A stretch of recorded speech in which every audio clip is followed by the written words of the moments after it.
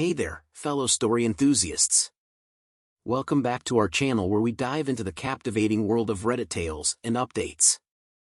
I'm your host JadedJoy, and today, we're in for a treat as we unravel some of the most intriguing stories that have taken unexpected turns. X reaching out after 10 years, I'm at a loss for what to answer with. From you/Inu fan 4 Yasha. Throwaway account because this needs to stay secret for now. Call me Anthony 32 years old, have been with my current girlfriend, call her Michelle 33 years old, for 4 years. No plans of marriage and one time she cheated on me, drunk, mistake, blah blah blah, whatever I forgave her.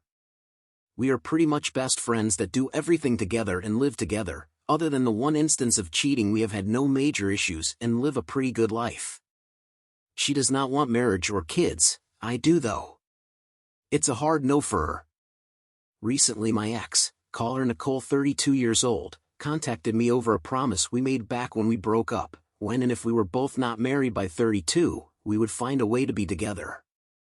Some backstory on her and I, childhood friends, started dating in middle school, dated through high school, she was accepted to her dream college and so was I, on opposite ends of the country, Virginia Tech for her and Stanford for me.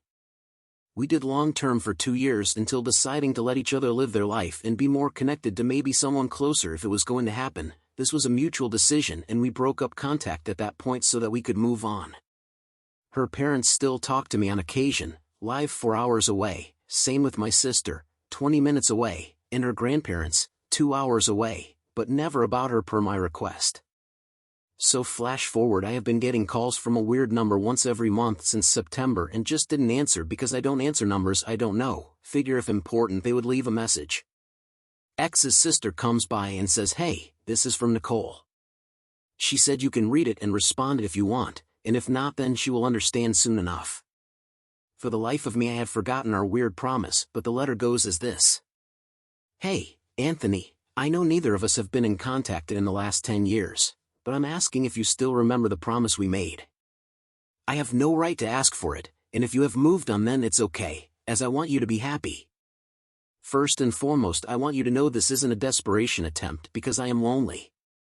My sister was quite keen on giving that as the probable reason as to why I've been feeling this way and why I am bringing up that old promise. This is more along the lines of I just can't imagine my life with anyone else. Have been on many dates and had one relationship that lasted over a year, but there was always this lack feeling in me that well in all honesty, they weren't you. You're the guy I knew instantly when we're young that I would want to be with forever, the guy who made me smile, that I could wake up next to and was genuinely happy knowing that we were together. In my mind you, Anthony, have been my only want and desire. That day we decided to try and move on because of the distance. I won't lie. It took me about a year to realize how stupid that was.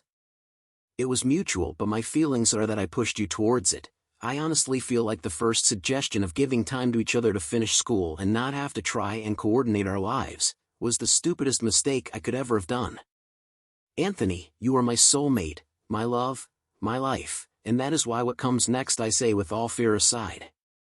I am ready to leave everything and find a new job, to move back to Candyland, and be with you. I'm fully prepared to do this if you even think there can be a chance for us again. I love you. I love you and nobody else will ever take the place you have in my heart." I talked to my parents and friends, they are in full support of this. Also thank you so much for being there for my parents when they needed help moving and working on Dad's bike and truck. I had no idea until a few days ago. I will be fully committed to being yours. I want to be part of your life and want you to be in mine forever. Growing old, seeing the world change the lives we live together as one, and most importantly I just want us to be happy. I've wasted enough time holding back what I have wanted to say for the last few years. Anthony, I love you so much, I want to live my life with you. I'm prepared to leave it all for you, and lastly my love, my childhood friend, my soulmate. I'm more than prepared to be your wife and be the mother to our children. If I don't hear back by the end of the month, I will assume you have moved on for the better and will do my best not to reach out again. If you decide otherwise I have left my number and email. Love, Nicole. To be honest I don't know if I should respond or what I should do. She left her number, one that has been calling me, and her email. I'm conflicted a lot really.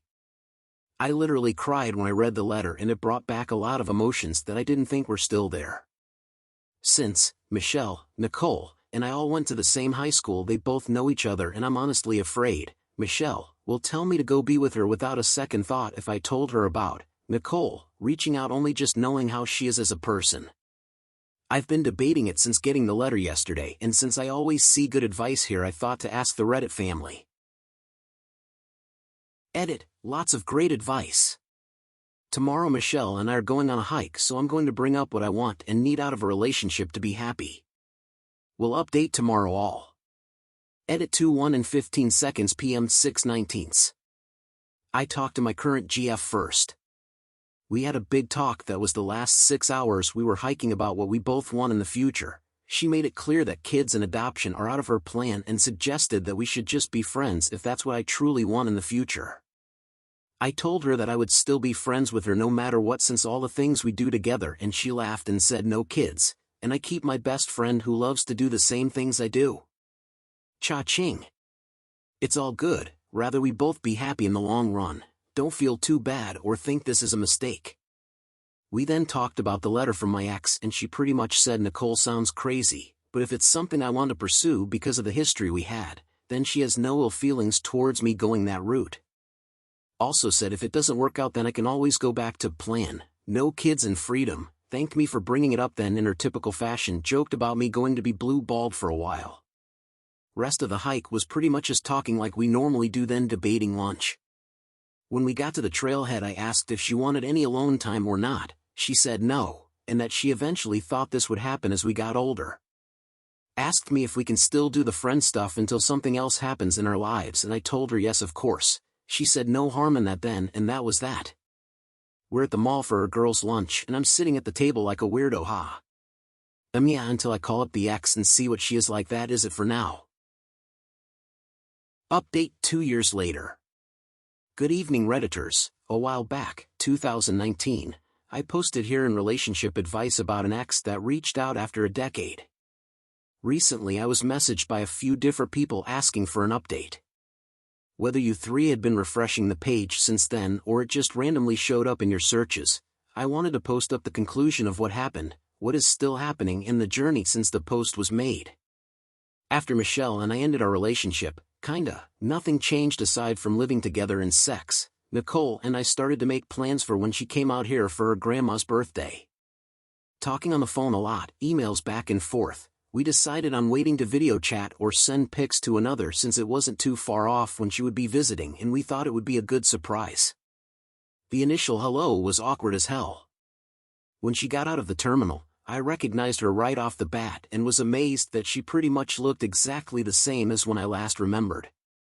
I had seen pictures of her sisters and parents, but I was floored at how much she hadn't changed in the last 10 years.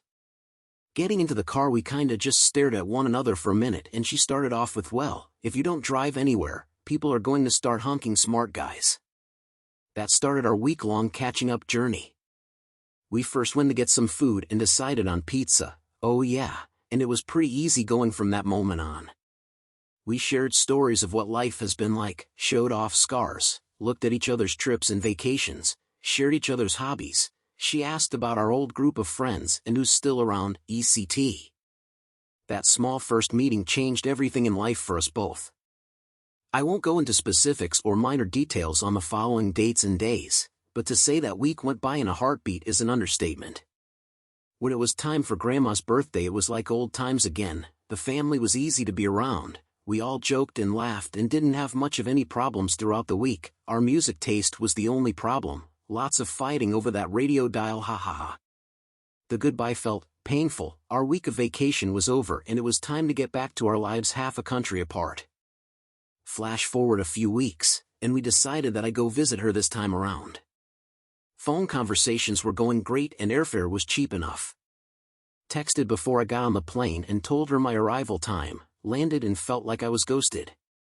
Not there to pick me up, wasn't answering the phone, didn't respond to any texts. Facebook said last online 4 hours ago. I started to feel like maybe this was some joke on my behalf and was worried. About 45 minutes go by and I'm walking towards a hotel when the phone rings and I find out she was so antsy about me coming that she spent the night awake, and upon hearing I was on the way, promptly passed out hard. By the time she got to me I was a sweaty mess but was apologetic all the way to her place, in the following 2 days. We hung out the entire time pretty much doing what we couldn't do where I live, days at the beach, swimming, me getting in a small amount of rock hounding while she looked for critters, and eating all the Cajun food I could ever hope for. In a nutshell it went great, and other than the constant bald jokes, I had shaved my head, it was all fun. Meeting her friends, her dog, hanging out and doing things we each love was just tranquil in every way possible. When it came time to say goodbye she asked if I had any vacation time left and if I did if she could come back up for longer, and I of course said yes. 4 months go by of back and forth traveling on weekends, always on the phone, and by that point I feel like it's time. I ask her if she wants to move in with me, immediately said yes, and we made our last vacation week into a road trip to bring her up to where I live. Our dogs got along and she was able to transfer to a new department based pretty close to where we lived. It was a dream coming true, and it too went by so fast that honestly it feels like it was yesterday. She actually asked me to marry her a few months later, and I of course said yes. She had glowed in the dark rock setup to ask me in our yard when we went up to the deck to watch the stars. I feel like I am going on a rant here, so much for not every detail, right? Ha ha ha. Well, it's been close to a couple years now since everything started. We have a beautiful daughter together, Ariana, adopted. We had issues, she wouldn't be able to give birth, our dogs are jerks and doofuses. Michelle and Nicole have met and we are all friends again, they actually hang out a lot together. She has moved on and we still do a lot of our favorite hobbies together as a group or separately. With COVID and us being at home non-stop together, it's been just fine. Were things perfect? No. But nothing ever is. We had our issues in the beginning and still squabble over stupid things at times. To everyone that was part of the initial journey, I hope you've enjoyed this follow-up. This was the best decision, and my only regret is that we didn't reconcile our relationship earlier. This has gone by in a flash, and honestly, I can't wait to see what the future holds for us. Each day is refreshing and a smile rarely leaves my face. I get to spend my life with not only my first love and childhood friend, but also with great friends and family that are always there for us both. And that concludes another captivating journey through the tales of Reddit and beyond. If you enjoyed diving into these narratives, be sure to hit that like button and subscribe to JadedJoy Stories so you never miss out on the next adventure. And hey, if you've got your own story to share or a suggestion, feel free to drop a comment below. Remember, every person's life is a book, with tales to tell and lessons to share. We are all authors of our own stories. This is JadedJoy Stories, signing off.